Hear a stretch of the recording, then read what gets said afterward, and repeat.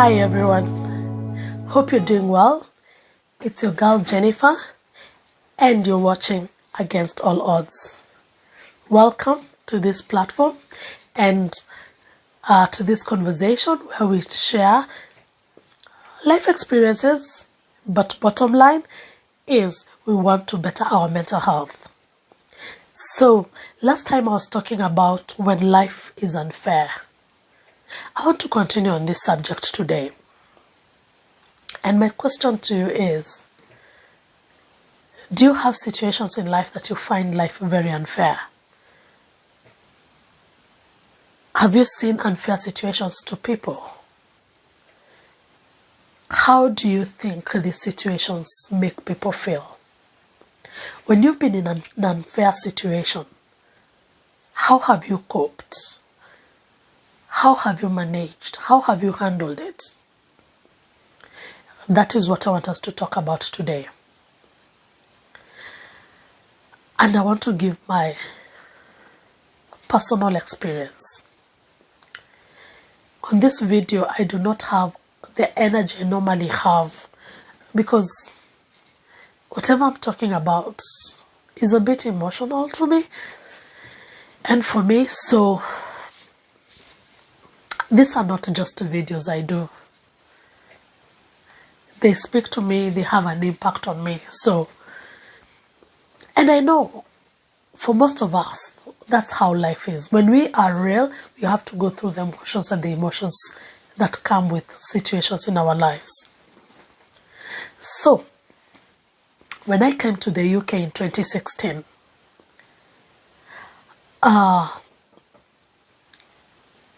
whatever I want to talk about happened then. But let me give it a background and share it and give you the background of this information. So, in my teenage years, I found this friend and her name was Cynthia. Cynthia was a very dear friend. She was, when I was in primary school, I think class 8, Cynthia was, I think in Form 3 or Form 4 in high school, just about to leave high school. This girl was pretty. Oh, Cynthia was pretty, really pretty. I met Cynthia when she used to live in the village I come from, and she used to live with her auntie and her uncle. So that's how I met them. I met her, and she used to go to a nearby school in the village. But this girl was bright. She was intelligent. You know, the kind of people who, because of financial situations, their parents could not afford to take her to the school that she deserved to go to. And I think she even went to that school for Form 1 and Form 2. Then she couldn't continue and had now to come to a village school. Yeah, so that's how I met her, and I used to go to the same church. So we developed a friendship and a very close friendship. And now, because I do not have a sister, she ended up being like my big sister because she was older than me. She was in places where I've not been, like in high school. I hadn't been there. Yes, so she was really intelligent and bright, so she would help me with assignments and places I would be stuck. So that's how our friendship began. And even after high school, our friendship continued. We stayed in touch and were very close friends. So, fast forward to me coming to Dubai. Dubai is very back. Yeah, so not Dubai. So when I came to the UK, I told Cynthia about it, and yeah, she was very happy for me. And when I came to the UK, I had just started dating a certain guy. So when I was living in Kenya, I had this boyfriend. Yes, so I came and I told Cynthia about this boyfriend I was dating. So, because Cynthia is a Christian like me and a believer like me, she started standing with me in prayer and helping me. But this was the key thing about Cynthia. Cynthia had always vowed that she will be a maid, a best maid, in my wedding lineup. She had said she will be. She had to be a bridesmaid in my wedding. And I had vowed to be a bridesmaid in her wedding. And so, because now I'm dating, so clearly our wedding was somewhere in the scene, So, Cynthia was telling me, hey, in your wedding, we need to have fascinators. Jennifer, I need a fascinator and I need it to come from the UK and mine must really stand out, So, and she told me, I do not care if you had other bridesmaids that you wanted. For me, I have to be the first one, So it was clear that Cynthia had to be in my lineup. And definitely she was my good friend. Yeah, so we are talking, I keep on updating her how the relationship is going. The relationship was here and there. It was those relationships that are funny relationships. So it really needed a support system like Cynthia's. And when I came to the UK, I didn't know anybody. So my support system back home or my friends, wherever they were, those were my biggest support system. So Cynthia was one of that support system. At least she had a smartphone, so she could access WhatsApp. So we had a lot of communications on WhatsApp and even calls. Cynthia was a hard worker. If today I still can't type very quickly and very fast, Cynthia typed so fast.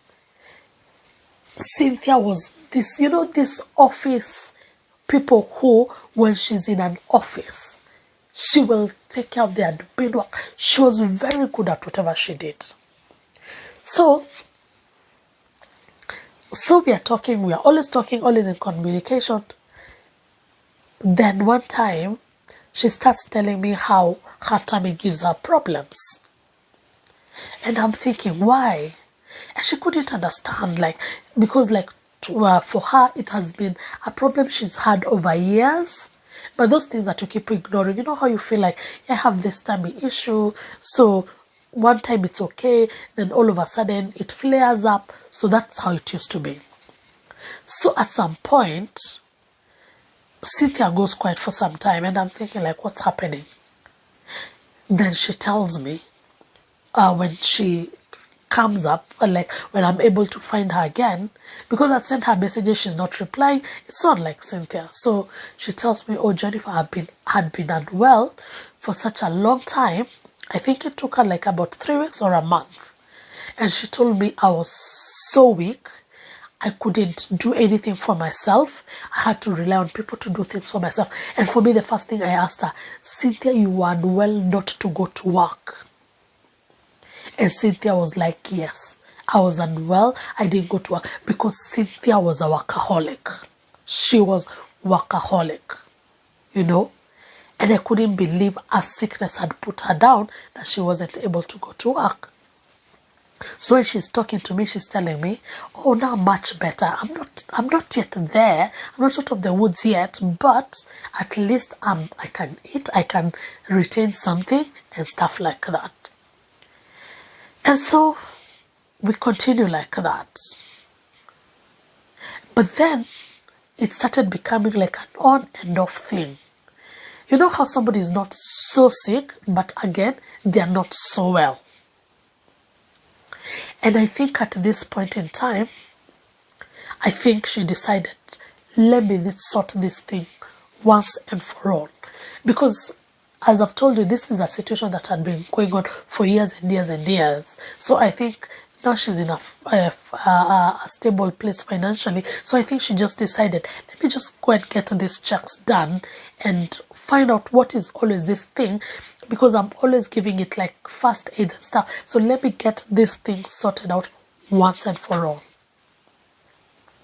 And so Cynthia goes, and within this time she goes quiet again, because definitely if you're unwell and you get so unwell, definitely your friends won't find you, and especially now somebody who is far off.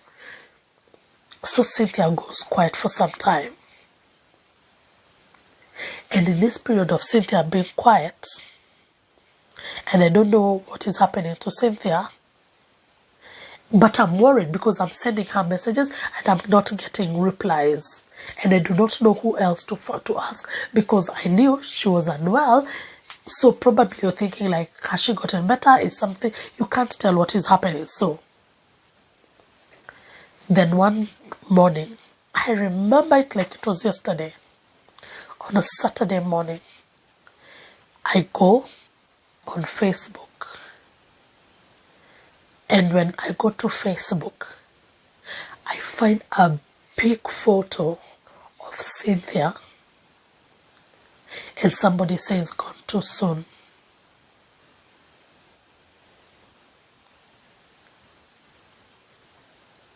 What? What? I couldn't believe. So I quickly go back to my WhatsApp messages to see when was the last time she ever communicated with me and when this has happened. And I see it's barely like a week, 2 weeks. And then this. Then I said, no, this is not, no. And quickly when I go to her profile, I see a few people saying, can't believe, they're in shock. And the photo that they are putting is a photo that she had sent me when she had attended this one on a wedding, a very beautiful wedding, and she has a fascinator on. Cynthia loved fascinators. So she has this fascinator on her head. And she's looking so good. It's very good makeup. Then there's another photo where she had attended a certain conference. And she's there. So I see this and I'm thinking like, no. And immediately I start calling around to find out what happened. And unfortunately, the news I heard weren't the best. Because in this time when she was unwell, goes to hospital, gets surgery done. Then I think after surgery, after I think a day or two of surgery or 3 days, I can't remember even the number of days after surgery, had some complications that led to her passing on. When life is unfair. This is a good friend of mine who I have just lost. This was a girl who was supposed to be a bridesmaid in my wedding, at my wedding, and I would do the same for her.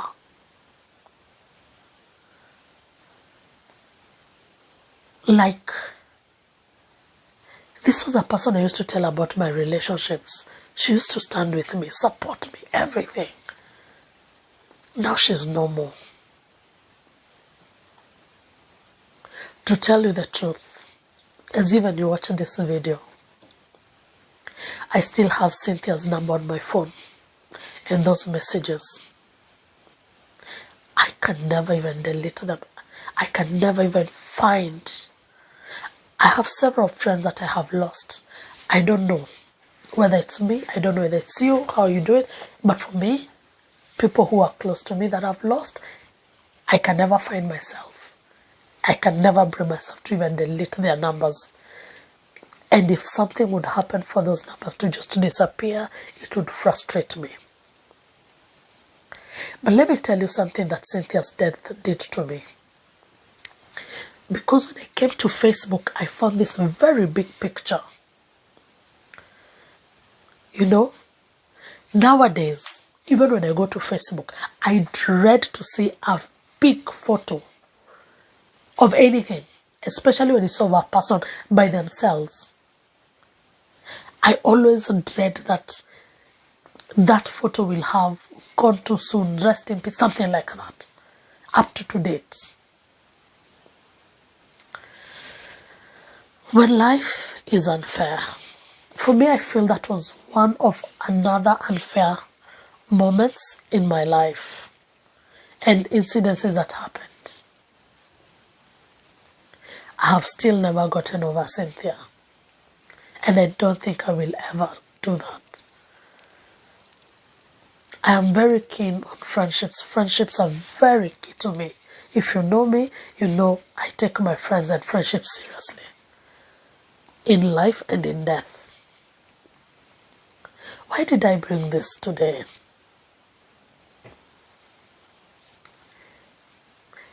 It pains me when I think about her.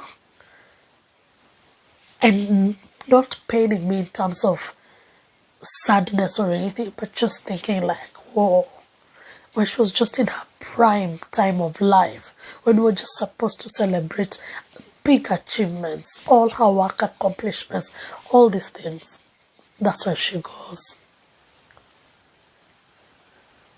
You could have such a person who you're thinking about and you think about.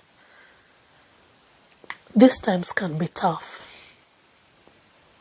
But just like I said in the last video, always look to see the good of that situation. Cynthia is gone, but at least she's not in pain anymore. Cynthia loved me, and I loved her. She was there for me, I was there for her. Those are the good memories I hold today, and those are the memories that keep me going. What is that thing that will keep you going?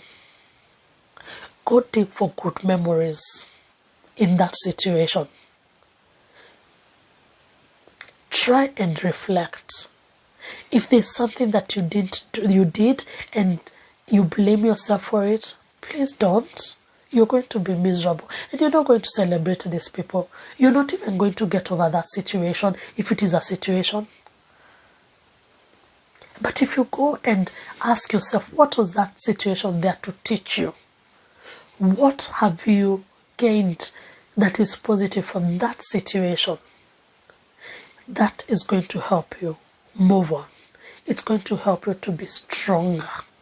It's going to help you to release the baggage, because sometimes you could be carrying an unnecessary baggage because of something you're not willing to let go or forgive yourself for.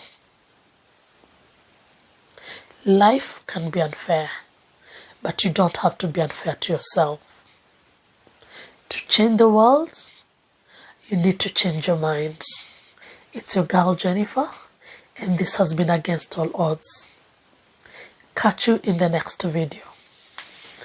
Bye.